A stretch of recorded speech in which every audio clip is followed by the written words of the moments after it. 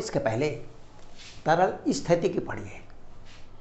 तरल स्थितिकी में प्रेशर पढ़ा है, उसमें पास्कल लॉ है और दाब, इसी सब के बारे में जानकारी है। उसके अगले का जो चैप्टर है वो तरल गतिकी है, जिसमें तरल के प्रवाह से संबंधित अध्ययन हम करेंगे। तरल का मतलब गैस और द्रवों से संबंधित अध्ययन है। तरल का प्रवाह जानते हैं, कोई चीज़ प्रवाहित होती है, फ्लो करती है, तो जो तरल का प्रवाह है उसको हम दो भाग में बांटते हैं। ध्यान रखेंगे, ये वो उस प्रकार का तरल है जिसके अणुओं के बीच में बल लगता है, यानी ये शान तरल है। एक होता है अशांत तरल, आइडियल तरल, आदर्श तरल, जिसके अणुओं के बीच में कोई भी आकर्षण बल नहीं लगता, उसे हम अशांत तरल कहते हैं। यहाँ पर शांत तरल से हमारा मतलब है जिसके अणुओं के बीच में बल लगता है। जब द्रव प्रवाहित होता है तो उसके अलग अलग परतों के बीच में बल लगता है, घर्षण बल लगता है, आंतरिक घर्षण बल लगता है। हमको उस प्रकार के द्रव्यों से संबंध है यहाँ पे। तो तरल का प्रवाह को हम दो भाग में बांटते हैं। सामान्यतः देखने में भी हमको दो प्रकार के प्रवाह दिखाई पड़ते हैं। यदि कभी आप जमुना जी के जल को देखें तो बहुत ही धीरे धीरे जल बहता रहता है, बहुत दूर से देखें तो बहता हुआ आपको दिखाई नहीं पड़ता, लगता है कि वो भरा हुआ है। नज़दीक जाएं या उसके अंदर कोई चीज़ पड़ी हुई हो, वो बह रही हो, उसको देख के आप अंदाज़ लगाएंगे कि उसमें प्रवाहित हो रहा है। एक दूसरे प्रकार का कि बरसात के दिनों में नाला बहुत तेज़ से बहता है, दूर से ही दिखता है बह रहा है। पहाड़ पे आप चले जाएं तो उनकी नदियों तेज़ी से बहती हैं, ऊपर जाएगी जल, नीचे जाएगा, वो उलटता पलटता बहता है, शोरगुल करता रहता है। वो दूसरे प्रकार का प्रवाह है। तो प्रवाह को इस प्रकार हम दो भाग में बांटते हैं। एक हुआ धारा रेखीय प्रवाह। धारा रेखीय प्रवाह, स्ट्रीम लाइन्ड फ्लो। धारा रेखीय प्रवाह उसे कहते हैं जिसमें प्रवाह में उस तरल में जो कण है वो अपने आगे वाले कण के मार्ग का पूर्णता पालन करता है। जिस रास्ते पे जा रहा है उसी रास्ते पे ये भी जाएगा, उसी रास्ते पे भी जाएगा। जिस रास्ते पे चला उसके ठीक पीछे वाला कण उसी मार्ग का अनुसरण करेगा, उसके पीछे वाला भी उसी मार्ग का अनुसरण करेगा। इसे हम कहते हैं धारा रेखीय प्रवाह। यानी जिस प्रवाह में द्रव के या तरल के कण अपने आगे वाले कण के मार्ग का पूर्णतानुसरण करते हैं।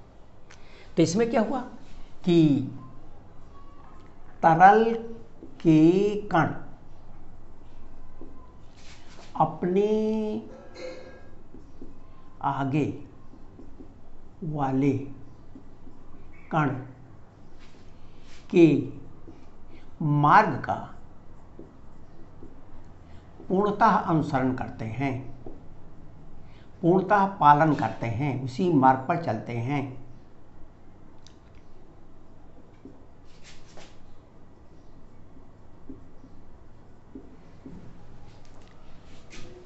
तो ये हो गया धारा रेखीय प्रवाह। धारा रेखीय प्रवाह में हम देख रहे हैं ये अणु जा रहा है, उसके पीछे ठीक उसी रास्ते पर ये है, उसी के रास्ते पर ये है। अब यहाँ ये जरूरी नहीं है कि ये सीधा ही रहे। ये जो हमारी धारा रेखी है ये सीधा रहा, ऐसा कुछ नहीं, ये इस तरह वक्र भी हो सकता है, लेकिन आगे वाले के ठीक पीछे वाला कण चलेगा। ये भी धारा रेखीय प्रवाह और ये भी धारा रेखीय प्रवाह है। और इस प्रकार धारा रेखीय प्रवाह ये वक्र या सीधी रेखा में कब चलता है? जब इस पर लगने वाला पार्श्व दाब, इधर से लगने वाला दबाव दोनों बराबर हो तो ये सीधी रेखा में चलता है। अगर इनमें पार्श्व दाब या लेटरल प्रेशर एक तरफ ज़्यादा हो एक तरफ कम हो तो ये मुड़ जाता है, लेकिन रहेगा ये धारा रेखीय प्रवाह। धारा रेखीय प्रवाह में जिस मार्ग पर यह कण चलता है इसे हम धारा रेखी कहते हैं। इसे हम धारा रेखी कहते हैं। ये हमारे जो मार्ग हैं ये है धारा रेखी। यानी स्ट्रीमलाइन, ये धारा रेखी कहलाता है। अब ये इसकी विशेषता ये है कि ये धारा जो रेखाएं हैं एक दूसरे को काटती नहीं हैं। इसके किसी भी बिंदु पर यदि स्पर्श रेखा खींची जाए तो उस स्थान पर वेग की दिशा को प्रदर्शित करती है। यहाँ पर ये स्पर्श रेखा इसी दिशा में होगी, ये वेग की दिशा को प्रदर्शित करेगी, और यहाँ पर इसकी जो स्पर्श रेखा है उसकी ये दिशा है, ये यहाँ वेग की दिशा प्रदर्शित करेगी। इसी प्रकार यहाँ पर इस वेग की दिशा प्रदर्शित करेगी, और अगर यहाँ खींचा जाएगा तो यहाँ भी वेग की दिशा प्रदर्शित करेगी। तो एक तो ये धारा रेखाएं एक दूसरे को काटती नहीं, और दूसरा इनके किसी भी बिंदु पर खींची गई स्पर्श रेखा उस स्थान पर वेग की दिशा को प्रदर्शित करती है। तो ये धारा रेखी प्रवाह में जो धारा रेखाएं हैं ये उनके बारे में है। दूसरे प्रकार का प्रवाह है जिसे हम कहते हैं विक्षुब्ध प्रवाह, टर्बुलेंट फ्लो। विक्षुब्ध प्रवाह में जो हमने अभी उदाहरण दिया कि बरसात के दिनों में या पहाड़ी नदियों में पानी शोरगुल करता हुआ ऊपर नीचे उलटता पलटता या भौर बनाता हुआ आगे चलता है। विक्षुब्ध प्रवाह में कोई भी कण किसी दूसरे कण के मार्ग का पालन नहीं करता। यह अनियमित गति करते रहते हैं, इनकी कोई गति की दिशा निश्चित नहीं होती।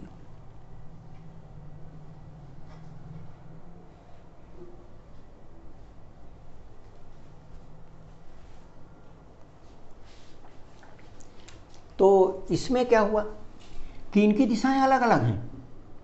विक्षुब्ध प्रवाह में जो वेग है ये कणों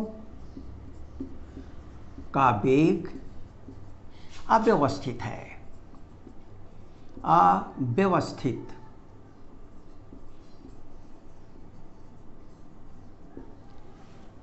अनियमित है, कोई नियम नहीं है। बिना नियम के इधर से उधर उधर से इधर घूमते रहते हैं। कणों का वेग अव्यवस्थित अनियमित होता है।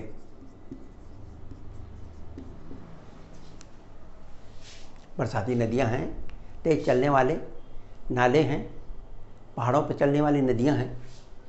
यहाँ पर जो हम अध्ययन कर रहे हैं हमारा इस विक्षुब्ध प्रवाह से मतलब ज़्यादा नहीं है। जो कुछ भी आगे हम अध्ययन करेंगे हम धारा रेखी प्रवाह का ही अध्ययन करेंगे। अब इसमें कोई भी प्रवाह है, द्रव बह रहा है और अगर उसकी चाल बढ़ती जाए तो वह भी विक्षुब्ध प्रवाह हो जाएगा। बरसात में पानी अगर धीरे धीरे बहता है तो धारा रेखी प्रवाह रहता है। थोड़ी देर में पानी का मात्रा बढ़ गई, पानी का प्रेशर बढ़ गया, पानी का दबाव बढ़ गया तो वही धारा रेखी प्रवाह विक्षुब्ध प्रवाह हो जाता है। तो इसलिए इससे संबंधित एक है जिसे हम कहते हैं क्रांतिक वेग।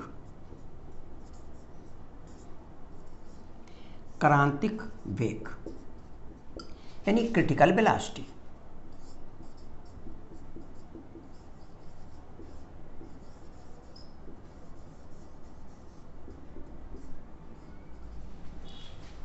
और ये क्रांतिक वेग या क्रिटिकल वेलोसिटी क्या चीज हो गई?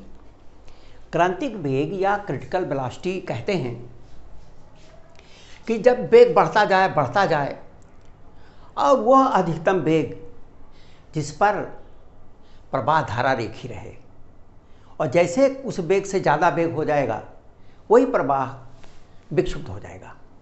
तो इसलिए ये तरल का वह अधिकतम वेग है जिस पर प्रवाह धारा रेखी रहता है।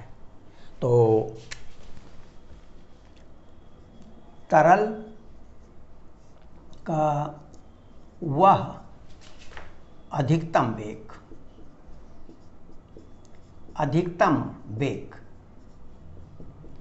जिस पर प्रवाह धारा रेखी रहता है। इसका ये मतलब हुआ कि इसके ऊपर धारा रेखी नहीं रहेगा। तो जो क्रांतिक वेग है, क्रिटिकल वेलोसिटी है, इस क्रांतिक वेग ये बहते हुए द्रव का वो अधिकतम वेग है जिस पर बहने वाला द्रव धारा रेखीय प्रवाह करता रहता है। अब ये जो हमारा क्रांतिक वेग है, इसके लिए रेनॉल्ड ने एक फार्मूला निकाला, एक सूत्र निकाला, एक संबंध निकाला है। क्रांतिक वेग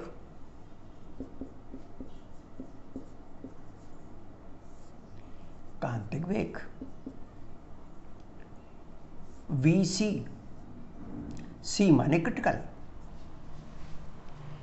अब इस क्रांतिक वेग का मान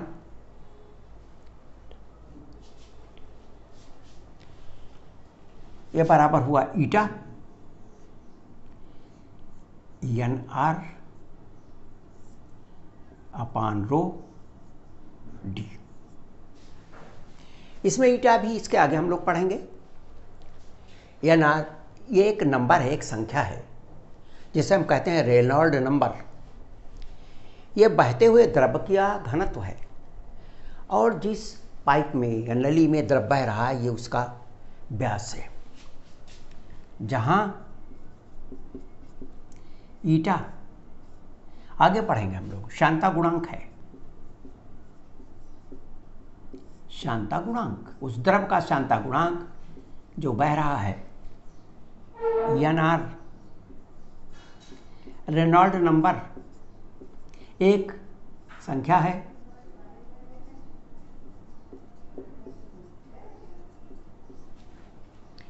और रो घनत्व, फ्लूइड का घनत्व।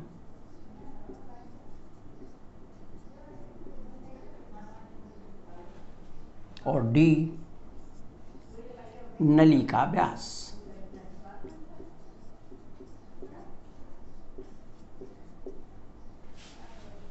नली का व्यास ये एक NR एक इस तरह से एक निकाली गई है, संख्या निकाली गई है, जिसके लिए रेनॉल्ड ने बताया कि यदि इसका मान 2000 होता है तो 2000 तक जो प्रवाह रहता है वो धारा रेखी रहता है। 2000 और 3000 के बीच में वो धारा रेखी और विक्षुब्ध दोनों हो सकता है। कभी धारा रेखी हो जाएगा और कभी विक्षुब्ध हो जाएगा। 3000 के ऊपर वो विक्षुब्ध प्रवाह ही रहेगा। तो ये जो NR का मान है, इस NR में ये अगर 2000 से नीचे तो प्रवाह धारा रेखी प्रवाह,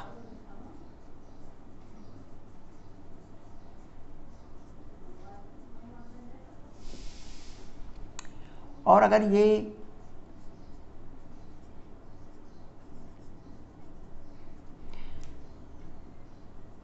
2000 और 3000 के बीच है तो कभी धारा रेखी और कभी विक्षुब्ध।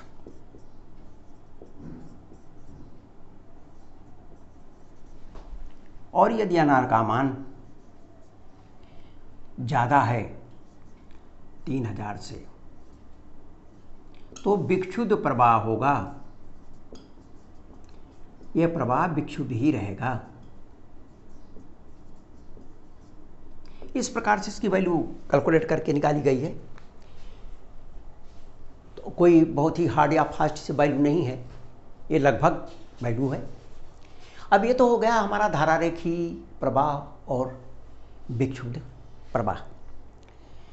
जो धारा रेखी प्रवाह है उसी में एक होता है जिसे हम कहते हैं पटलीय प्रवाह।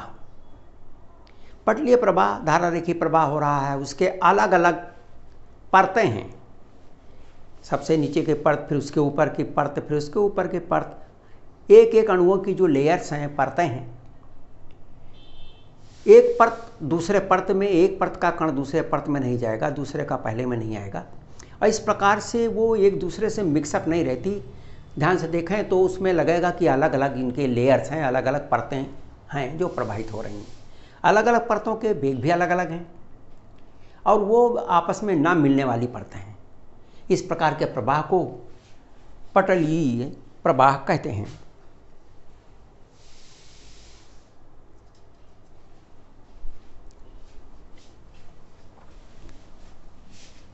पटलीय प्रवाह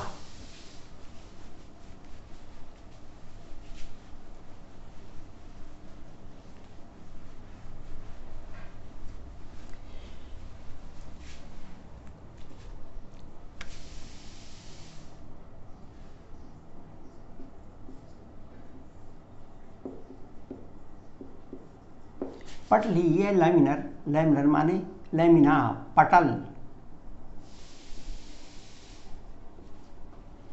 पटलीय प्रवाह। एक पटल ये है, एक लेयर ये परत है, फिर एक परत ये है, फिर एक परत ये है, ये बहुत सारी परतें हैं और इन सभी परतों के वेग अलग अलग हैं। अलग अलग वेग की ये परतें हैं।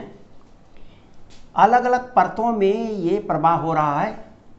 अगर मान लीजिए नीचे की परत है और नीचे की ये धरातल यानी पृथ्वी के संपर्क में है तो इसका वेग लगभग नगण्य होगा, लेकिन इसके ऊपर का अधिक होगा, इससे अधिक इसका होगा। जैसे जैसे हम ऊपर जाएंगे इन पटलों का, इन समतलों का वेग बढ़ता जाएगा। तो इसे ही हम पटलीय प्रवाह कहते हैं। जब तरल अलग अलग वेगों की ना मिश्रित होने वाली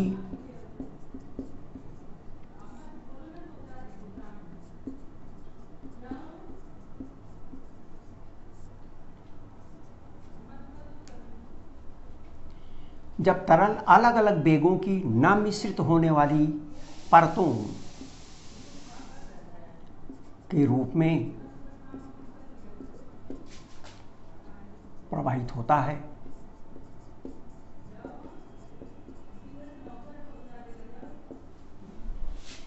तो इसे पटलीय प्रवाह कहते हैं।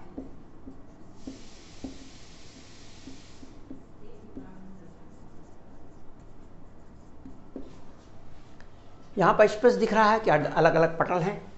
यह पटलीय प्रवाह है। इसका वेग कुछ है, अगर मान लिया v1 है, इसका वेग v2 है, इसका वेग v3 है। जहाँ v3 is greater than v2 is greater than v1, इस तरह से अलग अलग ये पटल हैं। ये पटल हैं सब।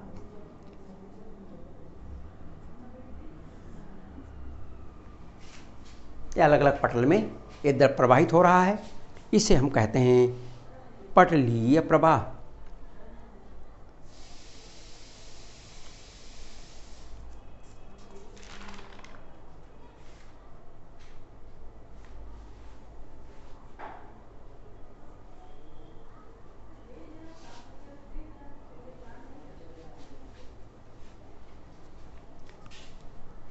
अब यहाँ पर जब दो अलग अलग पटल हैं तो इन जो पटल हैं, इन पटल के वेग भी अलग अलग होंगे। किन्हीं भी दो पटलों के वेग और उनके बीच की दूरी के अनुपात को हम वेग प्रवणता कहते हैं, वेलोसिटी ग्रेडियंट।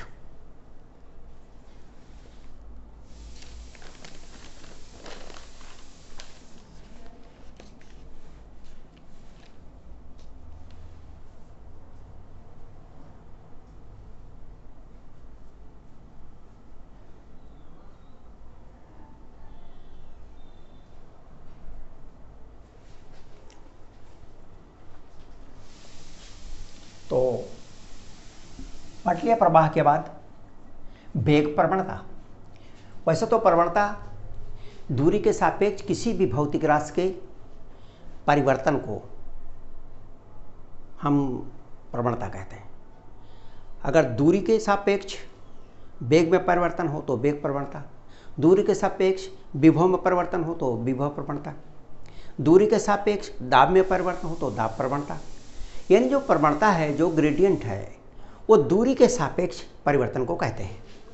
तो यहाँ पर हम वेग प्रवणता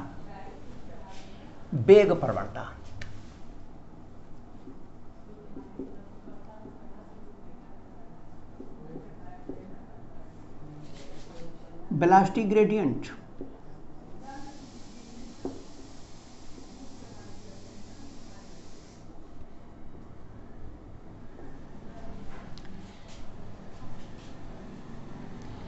हमने दो परतें ले ली। नीचे वाली परत का वेग v है और ऊपर वाली का वेग v प्लस dv है, और इनके बीच की जो दूरी है वो dx है।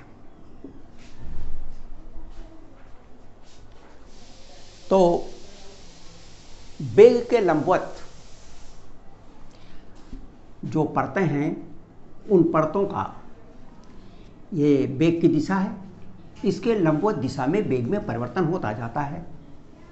तो ये जो वेग प्रवणता है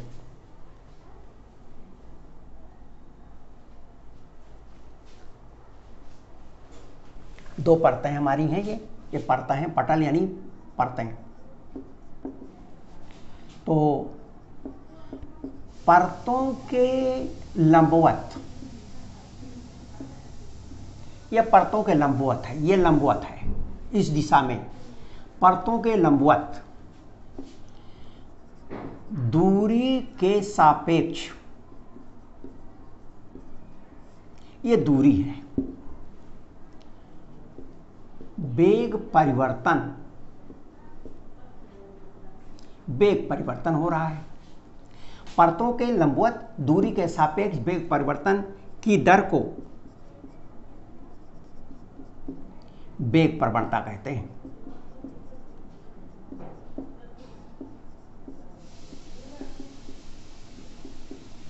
और इसलिए वेग प्रवणता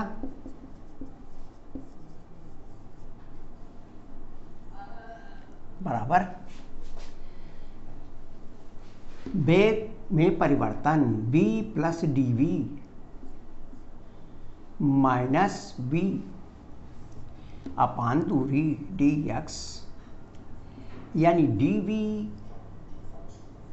अपान dx। ये सदिश राशि है और इसकी दिशा बढ़ते हुए वेग की दिशा में होती है। यह है सदिश है, सदिश राशि, दिशा बढ़ते हुए वेग की दिशा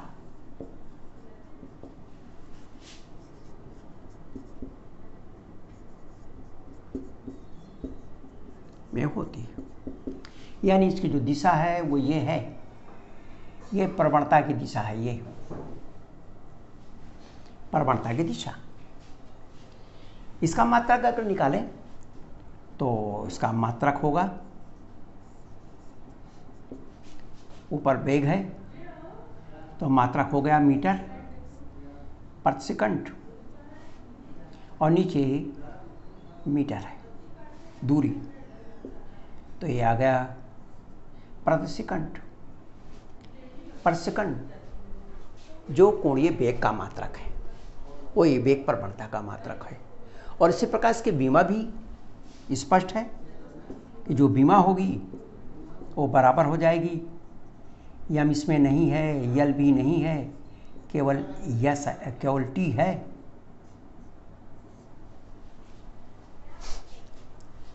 ये हो गया वेग प्रवणता। वेग प्रवणता के बाद शांता। हम लोगों ने भी शांता शब्द का प्रयोग इसके पहले किया था, शांता। ईटा रेनॉल्ड नंबर और क्रांतिक वेग जब निकाल रहे थे तो वहां पर हमने शांता का प्रयोग किया था। तो ये शांता, विस्कोसिटी,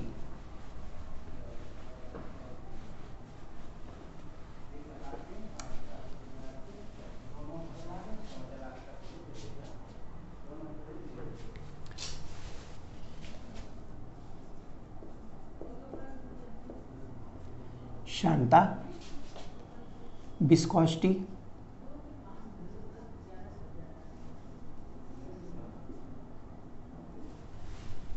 विस्कोसिटी।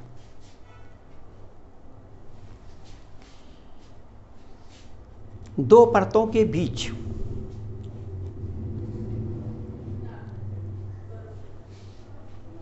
जब भी द्रव प्रवाहित होता है, जब द्रव बहता है, द्रव बह रहा है, ये अलग अलग परतें हैं। इसका वेग ज़्यादा है, इसका वेग कम है।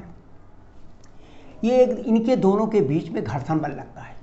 ये परत इसके ऊपर इस दिशा में घर्षण का बल लगाती है और ये इसके वेग को घटाने की कोशिश करती है। इस पर इस दिशा में घर्षण बल लगता है। दो परतों के बीच लगने वाला घर्षण बल, ये नीचे की परत है, ये कम वेग का है, यह है v और यह है v प्लस dv। इसका वेग ज़्यादा है, ये इसको आगे ले जाने की कोशिश करेगी और इसलिए इसके ऊपर इस दिशा में घर्षण बल लगेगा और इसके ऊपर इस दिशा में घर्षण बल लगेगा। परतों के बीच आंतरिक घर्षण बल।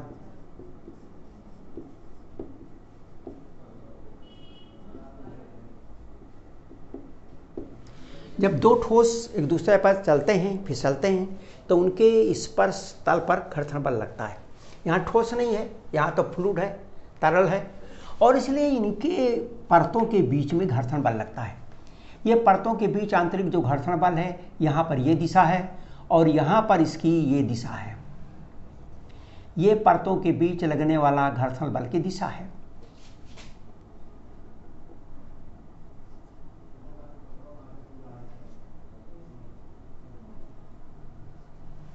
यहाँ पर ये घर्षण बल है और यहाँ पर ये घर्षण बल की दिशा लग रही है। एक दूसरे पे विपरीत लगती है, स्पर्श रेखीय लगती है।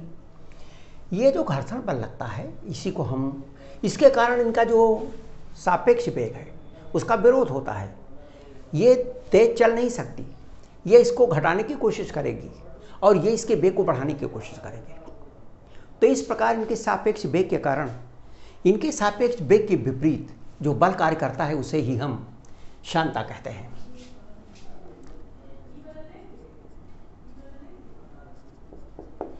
दो परतों के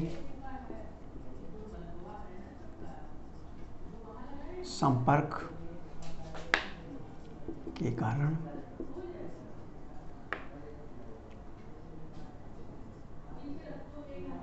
कार्य करने वाले या लगने वाले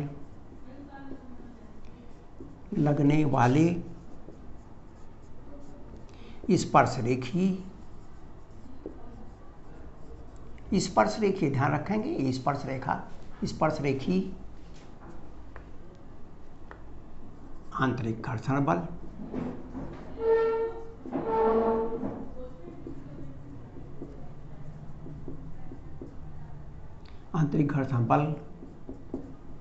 को आंतरिक घर्षण बल जो सापेक्ष वेग का, परतों की सापेक्ष वेग का विरोध करता है। परतों के सापेक्ष वेग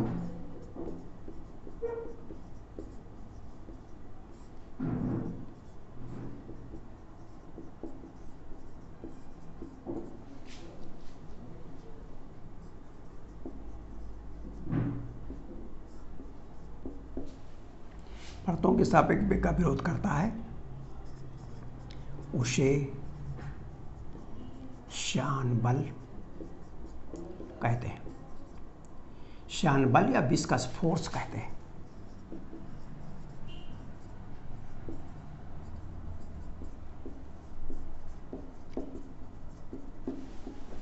अब ये जो विस्कस फोर्स दो परतों के बीच लग रहा है, जो दो परतें एक दूसरे पर फिसल रही हैं, ये फिसलती हुई परतें चलती हैं, तो ये जो धीमी है परत, नीचे की परत की स्पीड कम है, चाल कम है, ये आगे ऊपर वाले के ऊपर पीछे की ओर घर्षण बल लगाती है और नीचे वाले पर ऊपर की ओर घर्षण बल लगता है।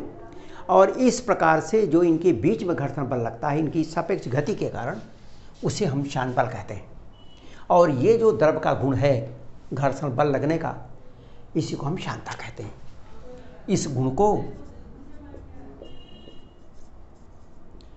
गुण को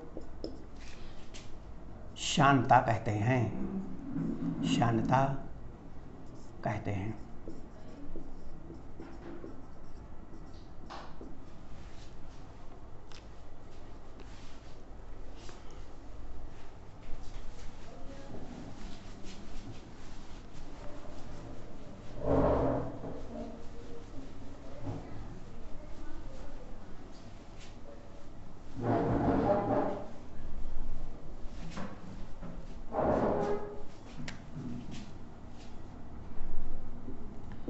शांतता गुणांक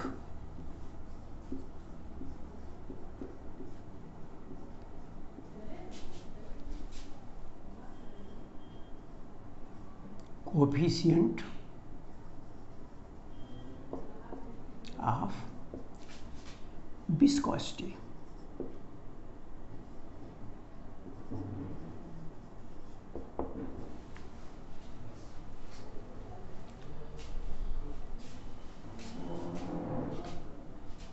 ये दो परतें हैं, लेयर्स हैं।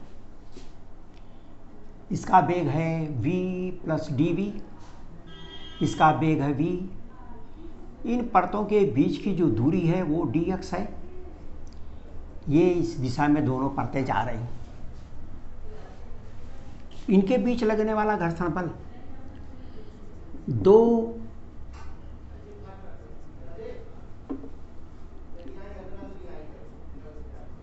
तरल की दो परतों के बीच, तरल के दो परतों के बीच लगने वाले शान बल को, तरल के दो परतों के बीच लगने वाला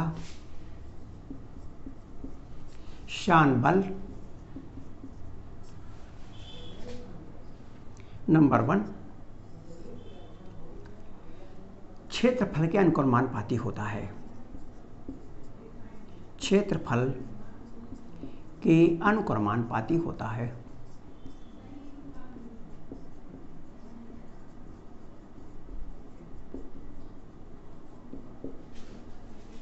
अर्थात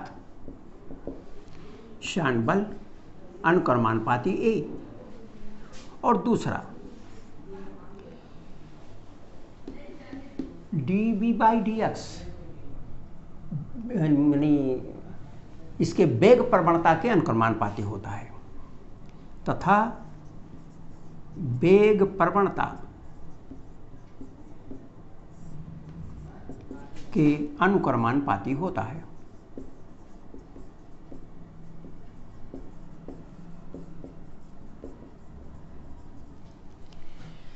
तो क्षेत्रफल, परतों का कितना ज़्यादा क्षेत्रफल है, जितने ज़्यादा क्षेत्रफल होगा उतने ज़्यादा शान बल लगेगा, और इसकी वेग प्रवणता जितनी ही ज़्यादा होगी उतना ही ज़्यादा बल लगेगा। वेग प्रवणता के अनुक्रमानुपाती होता है, अर्थात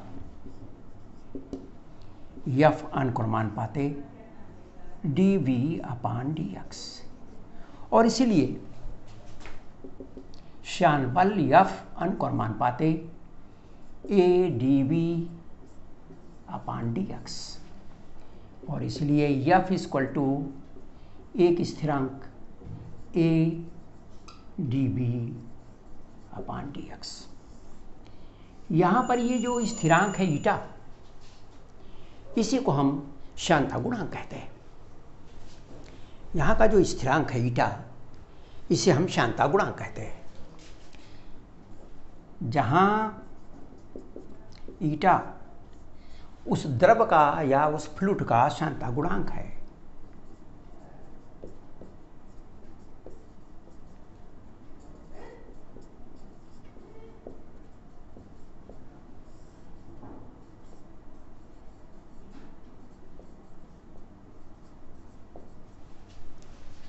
जो द्रव प्रवाहित हो रहा है ये उसका श्यानता गुणांक है।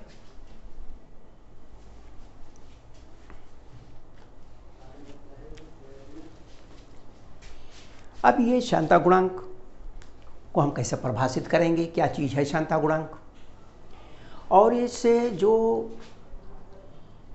हमारा ये श्यान बल लगता है, क्योंकि ये आंतरिक घर्षण बल है और हमने ठोसों में घर्षण बल पढ़ा है, इनमें अंतर क्या है, ये इनमें समानता क्या है, ये दोनों चीज़ें हमको और देखना है।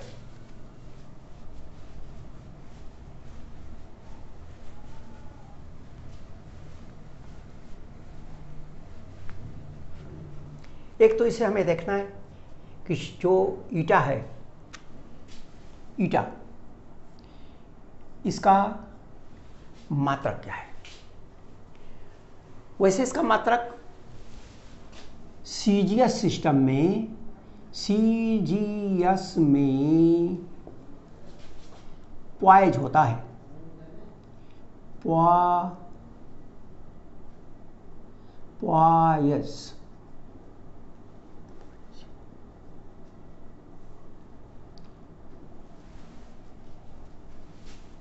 पॉइस, सीजीएस में इसको पॉइस कहते हैं। और एसआई सिस्टम में या एमकेएस सिस्टम में पॉइजली कहते हैं।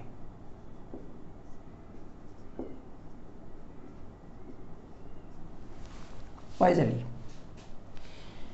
इसका ये 10 गुना है। पॉइजली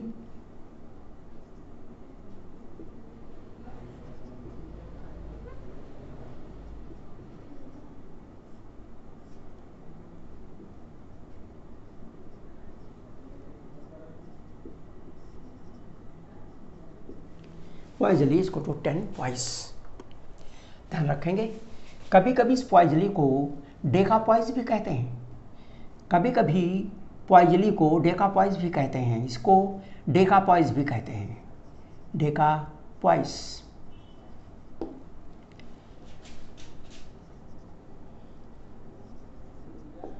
कभी कभी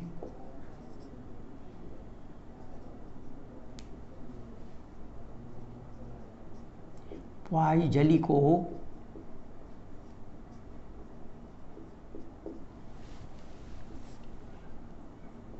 डेकापॉइस भी कहते हैं।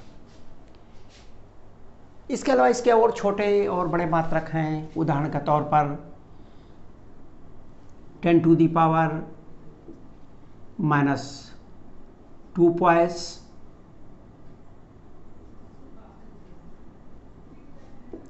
ये बराबर हो गया सेंटीपॉइस। इसी तरह से 10⁻⁻6 पॉइस इक्वल टू माइक्रोपॉइस।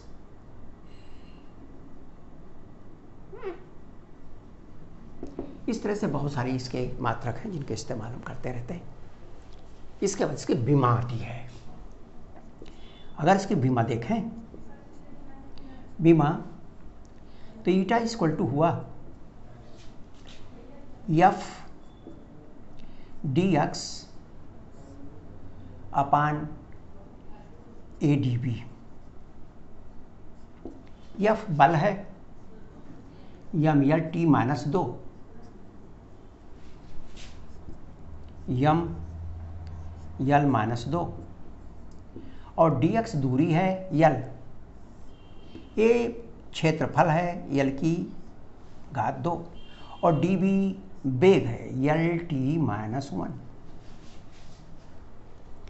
या अगर आप देखें तो इस यल से ये दोनों यल से इसे एल स्क्वायर कट जाएगा, और t-1 से t-2 कटेगा तो यहाँ t-1 बचेगा, और इस प्रकार इसकी विमा आ गई m1 यल -1 t-1, ये इसकी विमा हुई और ये इसका मात्रक हुआ। अब इसको हम कैसे परिभाषित करेंगे, किसे कहेंगे हम श्यानता गुणांक, किसी द्रव का या किसी भी गैस का श्यानता गुणांक का तात्पर्य क्या है, क्या मतलब है। अब इसका मतलब ये हुआ कि अगर दो परतें हों और उनके बीच का वेग प्रवणता एक हो और उनका क्षेत्रफल भी एक हो, वेग प्रवणता भी एक हो और क्षेत्रफल भी एक हो, तो जो उनके बीच श्यान बल लगेगा उसका परिमाण उस द्रव के श्यानता गुणांक के बराबर होगा।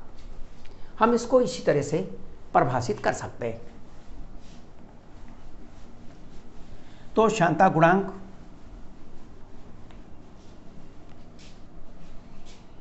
एकांक क्षेत्रफल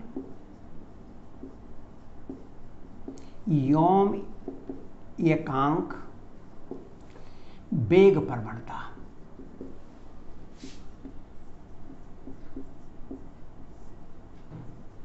वाली दो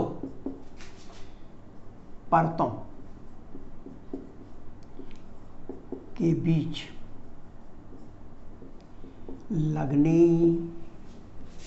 वाले श्यान बल यानी घर्षण बल का परिमाण उस तरल के श्यान बल उस तरल के श्यानता गुणांक के बराबर होता है।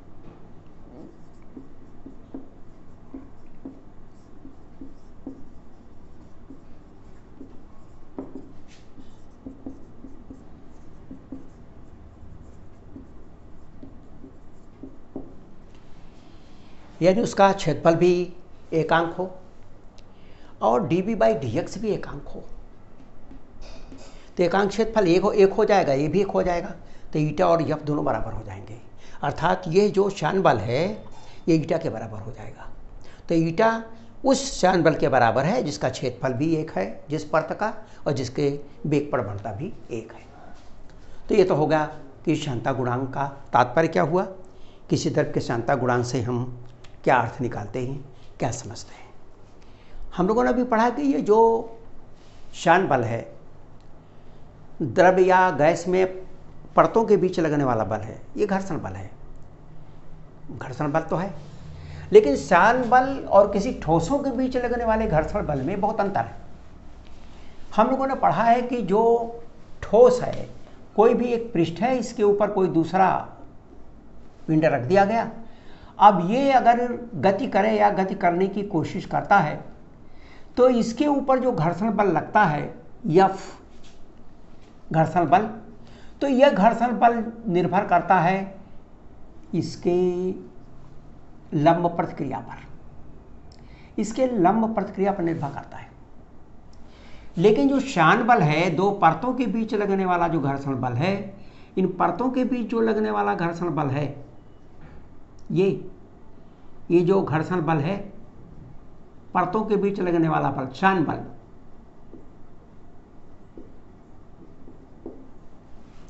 ये श्यान बल इस पर निर्भर नहीं करता, इसके लंब पर निर्भर नहीं करता, लेकिन ये इसके लंब प्रतिक्रिया पर निर्भर करता है।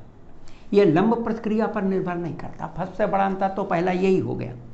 दूसरा, ये क्षेत्रफल पर निर्भर नहीं करता, चाहे क्षेत्रफल कम हो या क्षेत्रफल ज़्यादा हो, ठोसों में घर्षण उतना ही लगता है। लेकिन यहाँ पर हमने देखा कि जो श्यान बल है ये क्षेत्रफल पर भी निर्भर करता है, ये क्षेत्रफल पर भी निर्भर करता है। क्षेत्रफल ज़्यादा होगा तो ज़्यादा लगेगा और क्षेत्रफल कम होगा तो ये कम लगेगा। इस तरह से इन दोनों में ये अंतर है।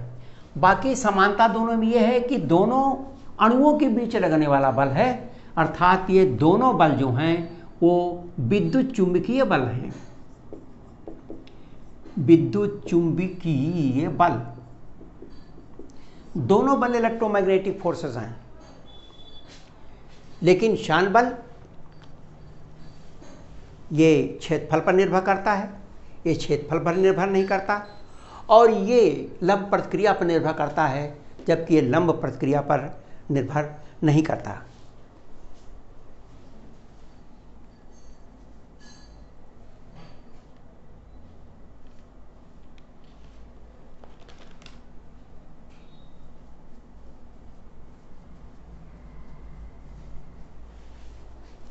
तो ये तो हमें कई चीज़ें हम लोगों ने ये अभी तरल के प्रवाह से संबंधित हम लोगों ने अध्ययन किया है।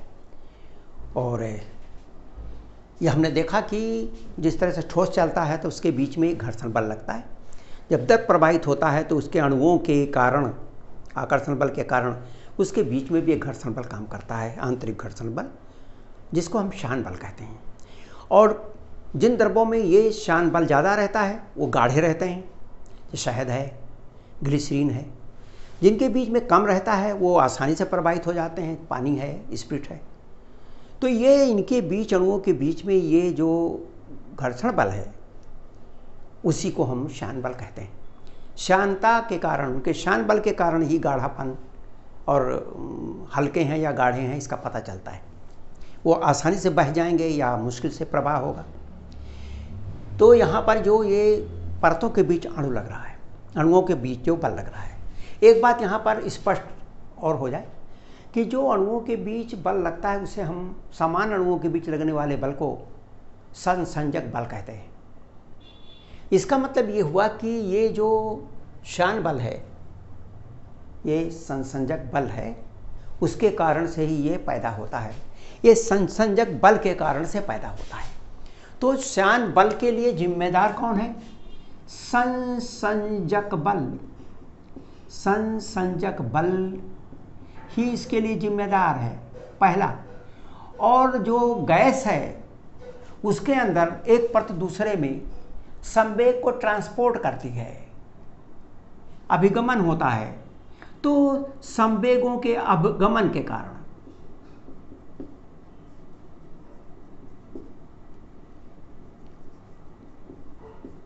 संवेगों के अभिगमन यानी ट्रांसपोर्ट,